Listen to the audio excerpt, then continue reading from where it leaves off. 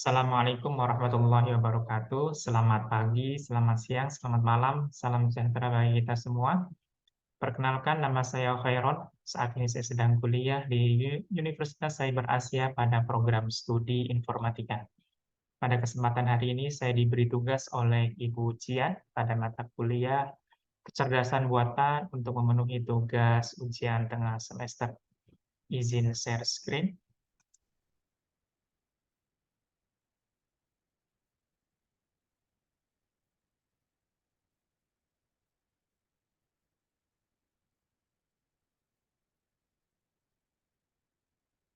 Tugasan ini mereview sebuah artikel atau jurnal yang telah saya baca, di mana judulnya adalah Sistem Pakar Pendeteksi Hama dan Penyakit Tanaman Mangga menggunakan metode iteratif dikotomizer tree atau ID3. Jurnal ini dikarang oleh Bapak Dedi Surya Pradana, Bapak Suprapto, dan Bapak Bayu Rahayudi. Tujuan penelitian ini untuk mengidentifikasi secara dini penyakit yang menyerang tanaman mangga. Penelitian ini menggunakan beberapa metode, yaitu metode penelitiannya menggunakan wawancara dan pengelompokan penyakit. Wawancara Pengumpulan data pada penelitian ini dapat dihasilkan dari wawancara pada staf Dinas Tanaman dan Pangan, Hortikultura dan Perkebunan Pemerintah Kabupaten Malang. Dari hasil wawancara, gejala-gejala hama penyakit mangga dikumpulkan melalui wawancara dan dikumpulkan dalam beberapa parameter penyakit tanaman mangga. Metode kedua yaitu adalah pengelompokan ya, data-data yang dari hasil wawancara dikelompokkan menjadi 9 kelompok, yaitu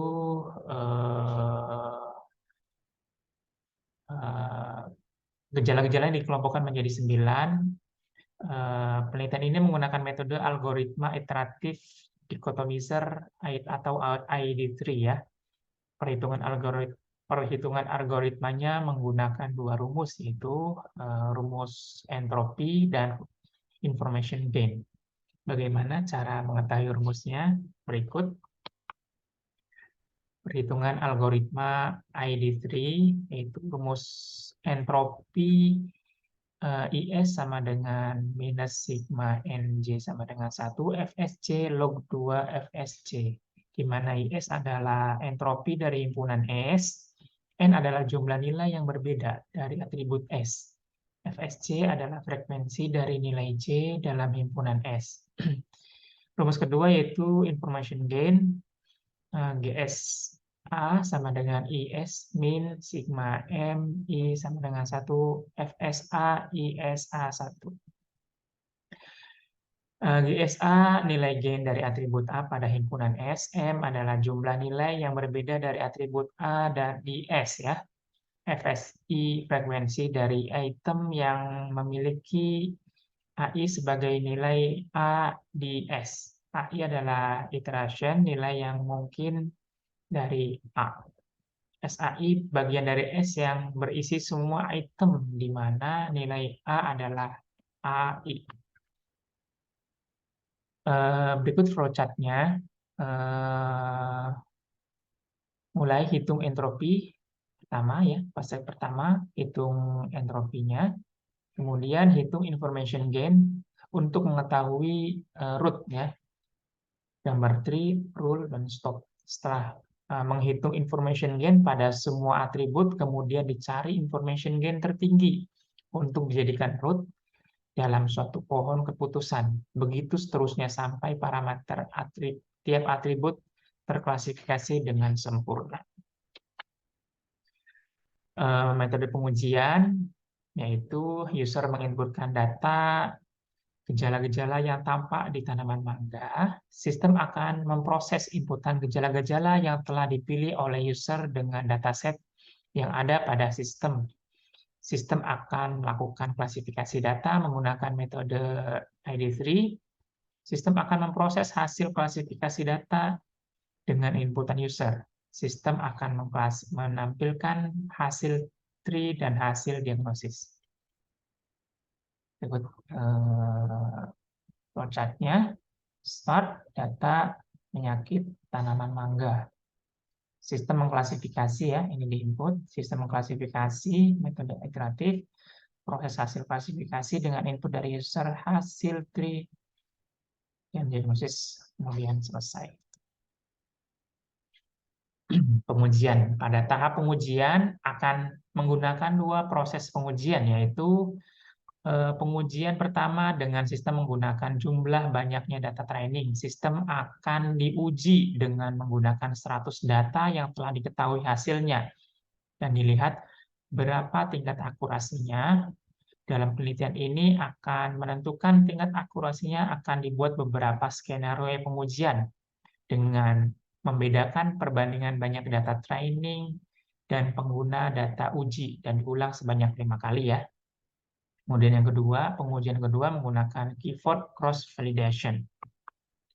Hasil pengujiannya perbandingan data training, data testing, yaitu 90 banding 10.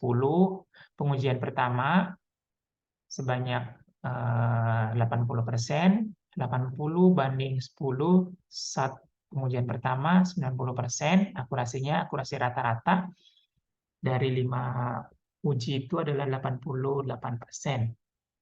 Perbandingan data training dengan data testing 70 banding 10, yaitu rata-rata akurasinya 86%. Adapun perbandingan data training dengan data testing dengan 60 banding 10, yaitu rata-rata akurasinya 82%. Kesimpulannya, pengujian berdasarkan jumlah data training, pengujian akurasi dilakukan menggunakan 100 data yang telah diketahui hasilnya, dan akan dilihat berapa tingkat akurasinya. Dalam penelitian ini, untuk menentukan tingkat akurasi akan dibuat beberapa skenario pengujian dengan membedakan perbandingan banyak data training dan penggunaan 100 uji dan diulang sebanyak 5 kali. Dari hasil pengujian tersebut dapat dinilai rata-rata akurasinya cukup baik, yaitu 80, 88, 86, dan 82. Kesimpulan yang kedua yaitu pengujian keyword cross validation. Pengujian keyword pada perbandingan data 80 banding 10 dan 80 banding 10 mengetahui tingkat akurasi dan pengukuran data yang digunakan pada pengujian. Pengujian dilakukan dengan mengambil 10 data uji secara terurut dari 100 data dan sisanya digunakan sebagai data training. Dan hasil pengujian rata-rata akurasi menggunakan keyword cross validation yaitu 85 dan 84%. Sekian presentasi dari saya. Mohon bimbingan dan arahan dari Ibu Cian. Mudah-mudahan saya bisa mengimplementasikan ilmu ini dengan baik. Assalamualaikum warahmatullahi wabarakatuh. Selamat pagi, salam sejahtera bagi kita semua.